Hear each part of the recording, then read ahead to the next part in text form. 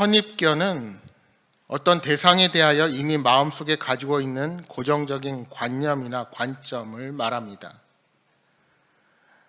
좀 더 자세히 풀어서 말하면 사람이나 사물, 주의 등에 대하여 실제 경험보다 앞서서 미리 마음속에 부정확하게 알고 있는 것으로 인해 형성된 고정된 관념이나 견해가 선입견입니다. 그런데 이 선입견이라고 하는 것이 참으로 무섭습니다. 한번 가지게 된 선입견을 고치는 것이 여간 어려운 일이 아니기 때문입니다. 그렇다면 왜 그렇게 선입견을 가지면 자신의 주장을 바꾸지 못할까요? 많은 사람들이 배경, 학벌, 권세와 힘을 의식하고 그것에 따라 그 사람의 말에 귀를 기울일 때가 많습니다. 또한 상대방이 뭔가 잘못했다고 생각을 하게 되면 그 자체로 신뢰가 사라지기에 어떠한 그 사람의 주장도 받아들이지 못합니다.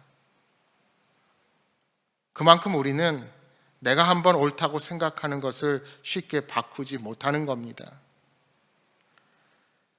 그러나 우리가 선입견을 가지고 상대방의 말의 진정성을 판단하고 권위를 부여하지 못하면 절대로 상대방의 주장을 객관적으로 바라보지 못하게 됩니다. 따라서 지혜로운 사람은 비록 어린아이라도 또는 비천하고 천한 사람의 말이라도 진심으로 귀를 기울일 수 있고 그들의 말을 존중해 줄 수 있는 마음을 가져야 합니다.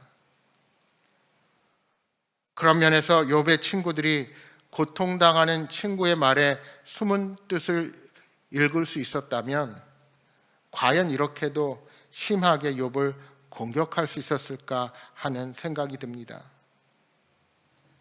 결국 그들 마음에 깊이 자리 잡은 고난에 대한 선입견이 욥의 어떠한 변론도 핑계로만 들린 것입니다. 빌닷이 듣기에 욥의 주장은 너무나도 건방졌습니다. 화가 난 빌닷은 욥의 답변을 더 이상 들으려 하지 않습니다. 그는 말을 가로채듯 자신의 말을 시작합니다. 빌닷은 욥이 친구들을 마치 짐승처럼 여기고 부정한 사람들로 취급하고 있음을 지적합니다. 욥의 태도에 불쾌한 감정을 강하게 드러내는 것입니다. 그는 욥이 자신의 울분으로 스스로를 죽이고 있다고 지적합니다. 그리고 땅도 바위도 세상의 어떤 것도 욥의 주장에 영향을 받지 않는다는 사실을 지적하면서 욥의 존재감을 완전히 무시해버리는 것입니다. 빌닷의 지적대로 욥의 답변은 다소 격앙되고 감정적이었습니다. 그러나 빌닷도 지금 매우 격앙된 감정으로 욥을 공격하고 있습니다. 여러분, 이러한 감정이 격돌할 때 사람들은 서로를 거침없이 비난합니다. 이제 욥을 위로하고자 방문했던 본래 목적은 사라져 버렸습니다. 서로 자기의 생각이 옳다고 주장하고 상대방을 굴복시키는 것이 대화의 목적이 되어버린 것입니다. 그래서 빌닷은 격앙된 발언을 이어갑니다. 욥을 무시하는 발언을 하면서 다시 한번 악인이 스스로 고난을 자초한다는 논리를 강조하고 있는 것입니다.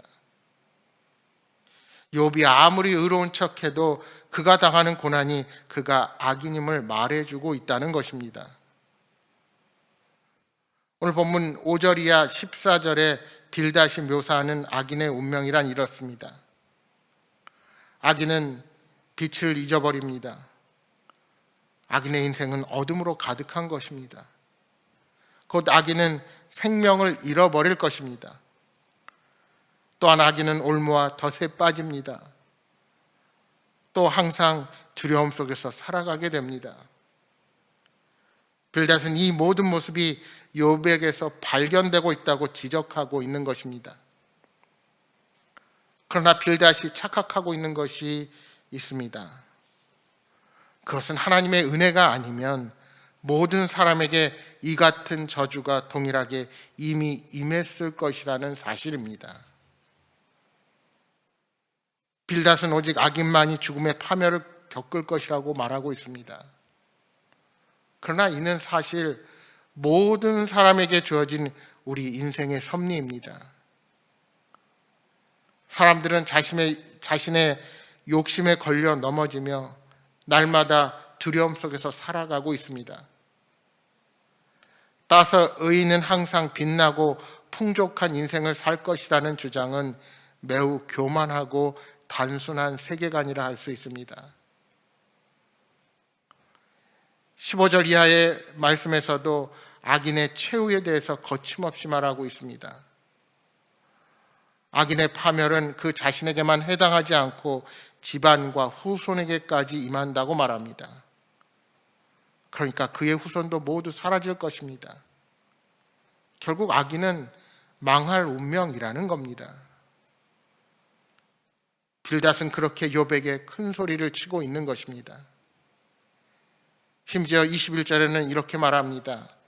참으로 불의한 자의 집이 이러하고 하나님을 알지 못하는 자의 처소도 이러하니라. 악인의 최후에 대해서 강조하면서 악인이 하나님을 알지 못하는 자라 하고 말하고 있습니다. 여기서 알다라는 말에 히브리어 동사 야다는 하나님을 단순히 지식적으로 아는 것이 아니라 경험적으로 깊이 아는 것을 뜻하는 말입니다. 하나님을 깊이 알지 못하는 자가 곧 악인일 수밖에 없습니다. 그런데 지금 빌닷은 욥이 하나님을 알지도 못하는 자라고 비난하고 있는 것입니다. 그런데 여러분, 과연 하나님을 알지 못하는 자, 죄 가운데 있는 자가 욥만의 처지입니까? 여러분, 로마서 3장 9절 이하 18절 말씀에 바울 사도는 죄 아래에 있는 우리의 처지에 대해서 구약의 말씀을 인용해서 이렇게 선언하고 있습니다. 그러면 어떠하냐? 우리는 나으냐? 결코 아니라 유대인이나 헬라인이나 다 죄 아래에 있다고 우리가 이미 선언하였느니라. 기록된 바 의인은 없나니 하나도 없으며 깨닫는 자도 없고 하나님을 찾는 자도 없고 다 치우쳐 함께 무익하게 되고 선을 행하는 자는 없나니 하나도 없도다. 그들의 목구멍은 열린 무덤이요 그 혀로는 속임을 일삼으며 그 입술에는 독사의 독이 있고 그 입에는 저주와 악독이 가득하고 그 발은 피 흘리는데 빠른지라. 파멸과 고생이 그 길에 있어 평강의 길을 알지 못하였고 그들의 눈앞에 하나님을 두려워함이 없느니라 함과 같으니라. 이처럼 사실 빌닷이 묘사한 악인의 운명은 모든 인류의 운명입니다. 왜요? 하나님 앞에 의인은 하나도 없기 때문입니다. 하지만 우리가 맞이할 죄인의 운명을 예수 그리스도께서 대신 감당하셨습니다. 따라서 우리는 그리스도께서 당하신 고난이 우리의 죄 때문이라는 사실을 기억하며 그를 영화롭게 하는 인생을 살아가야 하는 것입니다.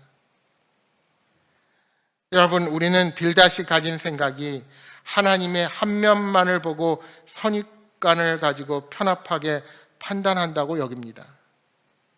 그러나 때로 우리도 그 같은 원리로 세상을 이해하려고 하고 자신과 이웃을 평가하려 할 때가 많이 있습니다. 그럴 때마다 협소한 견해를 내려놓고 우리의 죄를 대신 지신 하나님의 어린 양 예수 그리스도를 기억하며 하나님의 뜻을 구하시기 바랍니다. 오늘 하루도 주님만을 의지하며 그 뜻을 따라 살아가시는 여러분 모두가 되시기를 주님의 이름으로 축복합니다.